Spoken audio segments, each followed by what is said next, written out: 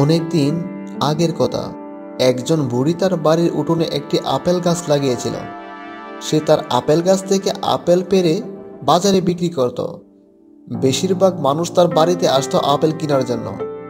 সে খুব অল্প টাকার বিনিময়ে আপেল দিয়ে দিত। আপেল বিক্রি করে সে যা টাকা পেত তাই দিয়ে তার সংসার চালাতো। এই যে বুড়িমা, আপনি আপেল কত টাকা করে বিক্রি করেন? শোনো, আমার আপেল খুব ভালো, খেতে অনেক মিষ্টি।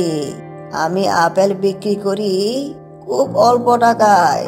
প্রতিটি আপেল 10 টাকা করে বিক্রি করি। ঠিক আছে, তাহলে আমাকে তুমি 4টি আপেল দাও।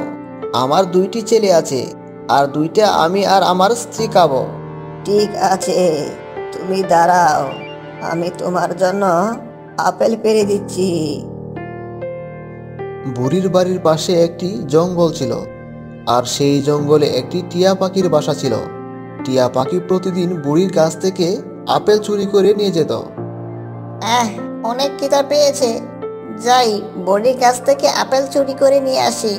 পেটের ক্ষুধা তো আর সইছে না, তাছাড়া বড়ি তো আমাকে ধরতেও পারবে না। আমি উড়াল দিয়ে চলে আসব। এইভাবে টিয়া পাখি প্রতিদিন বুড়ির গাছ থেকে আপেল চুরি করত। কিন্তু একদিন বুড়ি তা দেখতে পায়, টিয়া পাখি তার গাছ থেকে আপেল চুরি করে নিয়ে পালাচ্ছে। আরে দুষ্ট টিয়া, তুই আমার আপেল চুরি করিস কেন? এই আপেল বিক্রি করে আমি সংসার চালাই। তুই যদি এভাবে আপেল চুরি করিস তাহলে আমার সংসার চালাবো কিভাবে? আমাকে তো না খেয়ে থাকতে হবে। তুই এমন কাজ আর করিস নে। বুড়ির কথা শুনে টিয়া পাখির খুব দয়া হলো। সে তার ভুল বুঝতে পারলো এবং বুড়ির কাছে ক্ষমা চাইলো। আমাকে ক্ষমা করে দাও, আমি বুঝতে পারিনি। আমি চুরি করে তোমার আপেল খেয়েছি। আমি অনেক আপেল খেয়েছি। আমাকে তুমি ক্ষমা করে দাও। আমি আর কোনোদিন তোমার আপেল খাবো না। ঠিক আছে, আমি তোকে ক্ষমা করে দিলাম। আর কোনোদিন আমার আপেল চুরি করিস না।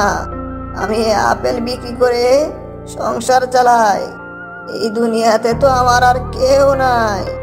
আমি আর কোনোদিন আপেল চুরি করতে আসবো না। আমি তবে এবার যাই।